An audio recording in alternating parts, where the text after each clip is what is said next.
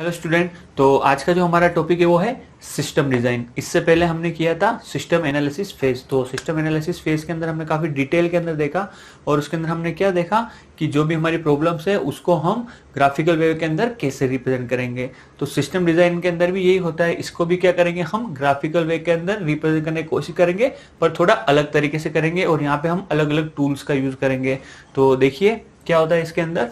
System design is the phase that bridges the gap between problem domain and the existing system in a manageable way। ये क्या करेगा, problem domain को solve करने की कोशिश करेगा। किसको देखते हुए, एग्जिस्टिंग सिस्टम को। दोनों के बीच में क्या डिफरेंस है उन चीजों को समझते हुए हमें अब आगे क्या करना है उसको सोल्व करने की कोशिश करेगा। कौन करेगा, सिस्टम डिजाइन फेज। देखिए सिस्टम एनालिसिस फेज से नाम से ही पता चल रहा है, उसके अंदर हमने सिस्टम को एनालिसिस किया।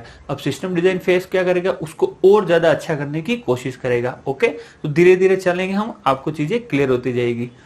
It focuses on how to implement. देखिए ये जो फोकस करता है किसके ऊपर करता है, हाउ टू इम्प्लीमेंट, कैसे हम चीजों को इम्प्लीमेंट करेंगे। आपको याद होगा वीडियोस के अंदर मैंने आपको एक एग्जांपल बताया था, जिसके अंदर मैंने बताया था कि भाई ड्राइवरलेस कार बनाने का। तो हमने इसके अंदर क्या बोला था कि भाई आपको ड्राइवरलेस कार बनानी है, ठीक है, पर उसको कैसे बनानी है, हमें जो इसकी डिवाइसेस है, आईसीज है, और या जो भी हार्डवेयर कंपोनेंट है, सॉफ्टवेयर है, उनको किस तरीके से जोड़ना है, किसके बाद क्या इंटीग्रेट करना है, ये सारी चीजें हम कहाँ देखेंगे, सिस्टम डिजाइन फेज के अंदर देखेंगे। Okay, in this phase complex activities of system is divided into smaller सब एक्टिविटीज। देखिए इस लाइन का मीनिंग आपको समझ में आया होगा। इसके अंदर क्या होगा, जो देखिए कोई सा भी टास्क अगर हमें करना है, अगर हम एक बड़ा प्रोजेक्ट लेके चलेंगे तो उसको करने में हमें प्रॉब्लम आएगी। हम क्या करेंगे, उसको छोटे छोटे छोटे मॉड्यूल्स के अंदर डिवाइड कर देंगे। मॉड्यूल्स के बारे में हमने प्रीवियस वीडियोस के अंदर देखा है, तो भी देख लीजिए। एक बड़े टास्क को करने में ऑब्वियस सी बात है प्रॉब्लम आएगी। हम क्या करेंगे, उसको छोटे छोटे सब सेक्शंस, इसको हम सब सिस्टम भी बोलते हैं। जैसे इस सिस्टम है उसको सब सिस्टम में डिवाइड कर सकते हैं या मॉड्यूल्स के अंदर डिवाइड कर सकते हैं, और बाद में हम इन सबको क्या करेंगे, एक साथ कर देंगे। ऑब्वियस सी बात है छोटे छोटे टुकड़ों में काम करने में चीजें क्या हो जाती है, आसान हो जाती है। ओके, तो देखिए नेक्स्ट चलते हैं हम। System design takes the following input. अब सिस्टम डिजाइन क्या इनपुट लेगा, देखिए स्टेटमेंट ऑफ वर्क, मतलब जो भी हमारी प्रॉब्लम है, कंसेप्ट ऑफ डेटा मॉडल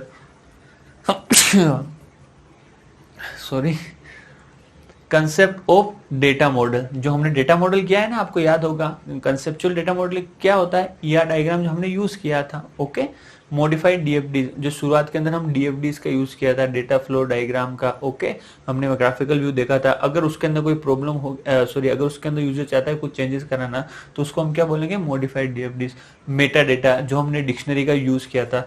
तो इन सारी चीजों को अब क्या हम करेंगे, one by one system design phase के थ्रू हमारे जो सिस्टम है उसको और आगे की ओर बढ़ाएंगे, उसको और आगे डेवलप करने की कोशिश करेंगे। चलिए हम देखते हैं इसका आगे का पार्ट। तो देखिए अभी हमने देखा था कि हम क्या करेंगे, जो सिस्टम डिजाइन फेज है उसके अंदर क्या देंगे, इनपुट देंगे, और अब यहाँ पे क्या लेके हमारे पास आउटपुट में क्या क्या मिलेगा। तो देखिए डेटा स्कीमा और रिलेशनल स्कीमा। तो हम क्या करेंगे, जो भी डीएफडीज है उनको क्या करेंगे, सिस्टम डिजाइन फेज के अंदर यूज करेंगे।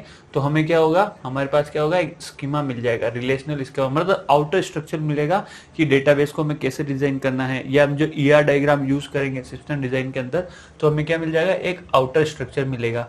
Meta data to define tables और फाइल्स, हमें क्या मिलेगा, और भी ज्यादा मेटा डेटा मिल जाएगा कि हाँ हमारा जो प्रोजेक्ट है उसको और अच्छे करने के लिए हमें और किन किन टर्म्स की जरूरत पड़ेगी, या और किन किन डेफिनेशन को डिफाइन करने की हमें जरूरत पड़ेगी। Actual pseudo code for the each module. Pseudo code क्या होता है बताइए आप मेरे को। सूडो कोड के मेरे मैंने आपको बता रखा है।